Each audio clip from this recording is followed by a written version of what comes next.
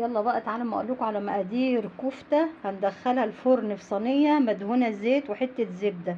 هنصبحها ونحطها في الصينيه وندخلها الفرن. مقادير سهله جدا. معانا بصل مبشور مصفيينه من ميه، تمام. معانا معلقه دقيق هنحطها على اللحمه علشان لو في بقايا ميه في البصل الدقيق يشربه يمتصه. معانا البهارات الحلوه دي، ايه رايكم؟ معانا هنا بتاع ده كزبرة، 7 بهارات، شطة، سنة شطة اللي عايز اختياري، زعتر، كزبرة، كمون، ملح. البهارات دي هنحطها كلها كده على ايه، على البصلة المفرومة كده. وهنضيف معانا اضافة كده تديلها بقى تست جميل. معانا هنا جوزة الطيب، هنبشر شوية كده شوية كده من جوزة الطيب عليها. الله على ريحة التوابل، الله. حبة بس رشة كده، خلاص تمام كده الرشه. هنضيف بقى الكفته دي في طبق ونعجنها كويس. احنا لازم نقول للجزار عايزينها ناعمه، شايفين ناعمه ازاي، مش عايزينها خشنه. ونحط ونعجنها كويس بالبهارات ونصبحها ونحطها في الصينيه وعلى الفرن على طول. شايفين الجمال، شايفين الحلاوه.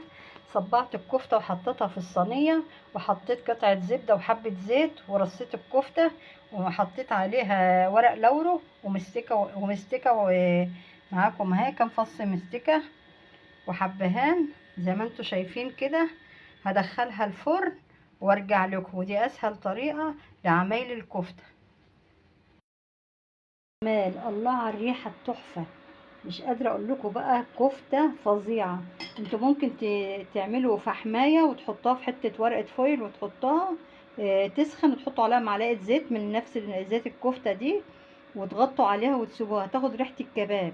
دي حاجه ممكن ايه، يعني تعجبوا طحينه وتحطوها عليها، صوص طحينه وتحطوها عليها.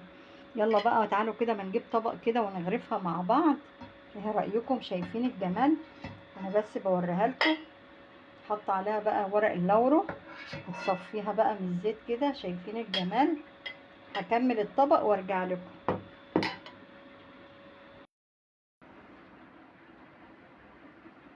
الله على الجمال، الله على الحلاوه. ايه الحلاوه دي، ايه الجمال ده، ايه الريحه الحلوه دي. مش قادره اقول لكم بقى على الريحه وهي سخنه كده طالعه من الفرن. يلا اشوفكم بقى في فيديو جديد، والسلام عليكم ورحمه الله وبركاته.